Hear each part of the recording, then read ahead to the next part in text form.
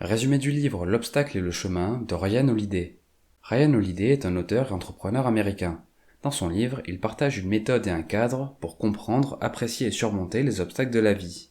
Les enseignements et astuces qu'il propose trouvent leur source dans les principes du stoïcisme. À travers ce résumé, synthétisons l'essentiel des chapitres du livre. C'est parti!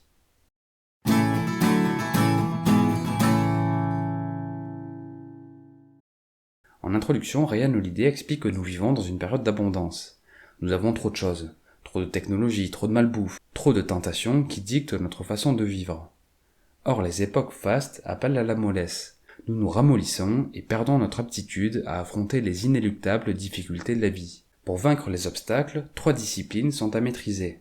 Percevoir les problèmes en adoptant la bonne attitude, agir avec créativité et énergie, et persister pour gérer l'échec et la difficulté. Rentrons dans les détails de chaque étape. Premièrement, percevoir.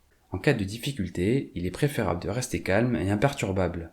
Au lieu d'être effrayé ou surexcité, il convient plutôt de voir les choses simplement sans détour, telles qu'elles sont. Ryan Holiday prend l'exemple de l'homme d'affaires milliardaire Rockefeller. Ce dernier était réputé pour rester calme durant les moments de grande panique. En tout cas, face à un obstacle, l'important est la manière de les percevoir et d'y réagir. Voici plusieurs conseils à garder en tête. Premièrement, reconnaître son propre pouvoir. Nous ne sommes jamais complètement impuissants face à un problème, car nous pouvons toujours maîtriser notre perception. Autrement dit, nous pouvons décider de la façon dont il nous affecte et comment faire face à la situation, craquer ou résister. Deuxième conseil, garder son sang-froid. L'auteur suggère de considérer la chose suivante. Il y a toujours une riposte, un échappatoire ou une issue, donc il n'y a pas de raison de stresser. Personne n'a dit que ce serait facile et évident, mais il existe un chemin pour tous ceux qui sont prêts à s'y aventurer. Autre point à avoir en tête, gérer ses émotions. Les difficultés de la vie nous rendent émotifs. Malgré tout, la clé face à ces perturbations revient à concentrer son énergie exclusivement sur la résolution des problèmes au lieu de surréagir face à eux. Pour ce faire, on peut se dire « c'est moi qui le contrôle, pas mes émotions. Je vois ce qui se passe vraiment. Je ne vais pas céder à l'excitation ou à l'énervement. » Une autre astuce revient à se répéter « je ne vais pas mourir, je ne vais pas mourir, je ne vais pas mourir » afin de relativiser la gravité du problème. Autre conseil pour mieux percevoir les problèmes, développer son objectivité. Cela revient à retirer la part subjective de l'équation. Autrement dit, il convient d'observer les faits avec exactitude, sans faire intervenir des préférences personnelles. Ensuite, il faut aussi être prêt à modifier son point de vue, car la façon dont nous interprétons les événements dans notre vie dessine le cadre de nos comportements. Une simple modification du point de vue suffit à changer complètement nos réactions. Le corps suit la tête et la perception précède l'action. Autre point, se concentrer sur son cercle d'influence. Dépenser de l'énergie pour des choses que l'on ne peut pas influencer est du gâchis, de la complaisance ou de l'autodestruction. La bonne approche se résume ainsi. Acquérir la sérénité d'accepter les choses que je ne peux pas changer, le courage de changer les choses que je peux, et la sagesse d'en connaître la différence. Autre conseil, penser autrement. L'auteur prend l'exemple de la nouveauté qui a tendance à effrayer beaucoup de monde. En effet, nous évitons de faire ce que les autres n'ont jamais fait, car nous considérons que si le chemin est inexploré, alors les épreuves qui s'y trouvent seront difficilement surmontables. Penser autrement, c'est plutôt ne plus considérer uniquement l'obstacle, mais l'opportunité qui s'y cache. Autre point qui va en complément, considérer une difficulté comme un apprentissage. L'adage « ce qui ne tue pas rend plus fort » n'est pas un cliché mais une réalité. Il coïncide avec la notion de développement dans l'adversité. Le fait de lutter contre un obstacle propulse le combattant vers un nouveau niveau de fonctionnement. Ainsi, un obstacle est un avantage. Au bout du compte, une perception objective, rationnelle et claire aide le corps à passer à l'action. C'est d'ailleurs l'objet de la seconde partie. Agir. Ignorer un problème ou jouer à faire semblant est plus facile, mais au fond ce comportement n'arrange pas les choses. À l'inverse, il faut plutôt veiller à agir et agir maintenant.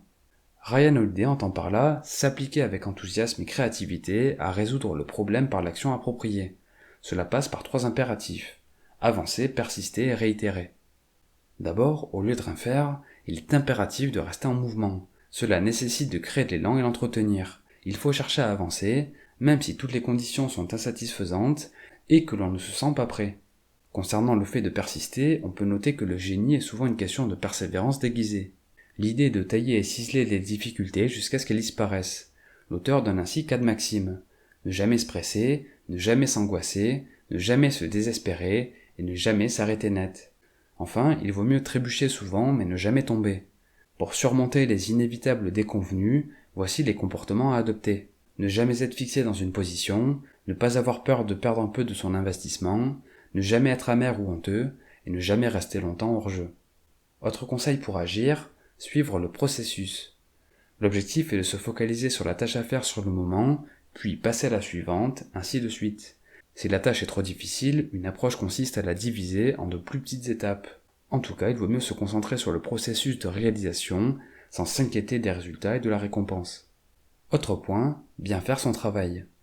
Tout est une occasion d'agir et de faire de son mieux.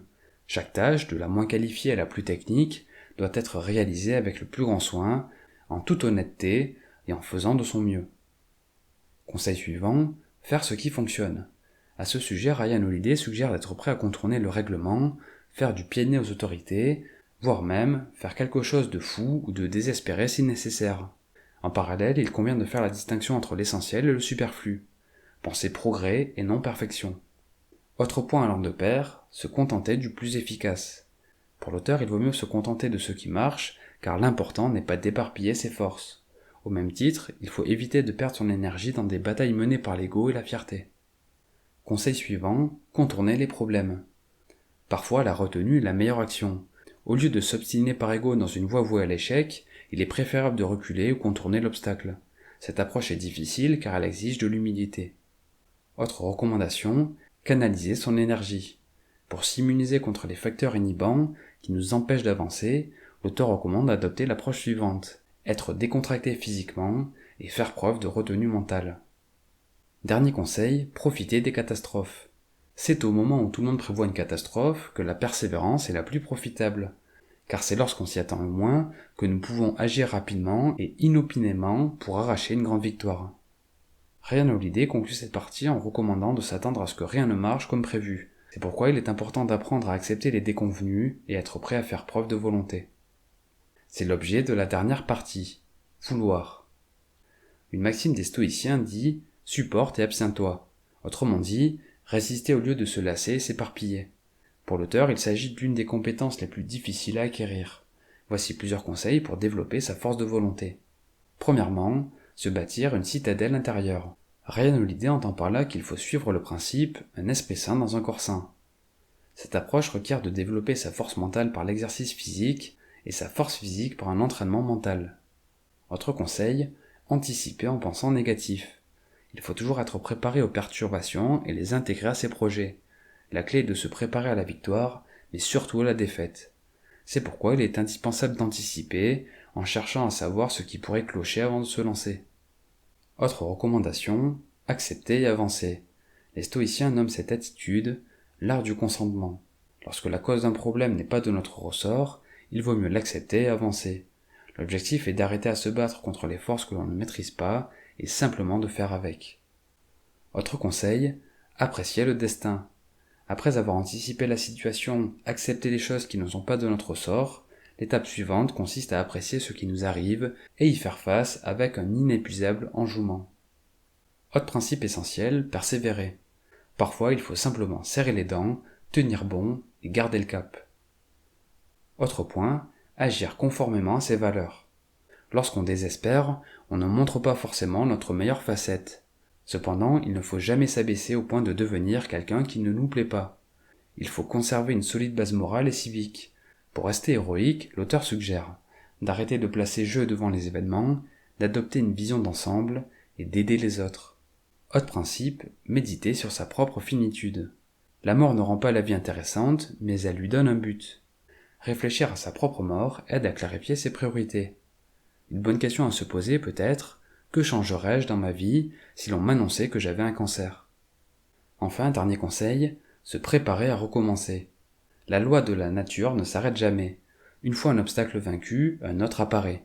Ainsi, passer un obstacle signifie simplement que l'on est digne d'en affronter d'autres. Pour résumer et conclure, la philosophie que prône Ryan Holiday pour vaincre les obstacles qui se dressent sur notre route s'articule autour de 3 capacités essentielles. Gérer ses perceptions et impressions, mener ses actions énergiquement et persévérer, et faire preuve d'une puissante volonté. En d'autres termes, voici un des principaux enseignements du livre. Voir les choses pour ce qu'elles sont, faire ce que l'on peut, endurer et supporter ce qui doit l'être. Merci pour votre attention, j'espère que ce résumé vous a plu. Si c'est le cas, je vous invite à le partager, à me faire part de vos remarques, questions et suggestions dans les commentaires. Comme d'habitude, vous pouvez télécharger la fiche de lecture sur mon site internet. Pour ceux qui souhaitent se procurer le livre, vous trouverez un lien affilié vers la page Amazon du produit en description. Pour finir, je vous suggère de vous abonner à la chaîne et d'activer la cloche de notification pour être informé lorsque de prochains épisodes paraîtront. C'était Mr. Fanjo, à très vite.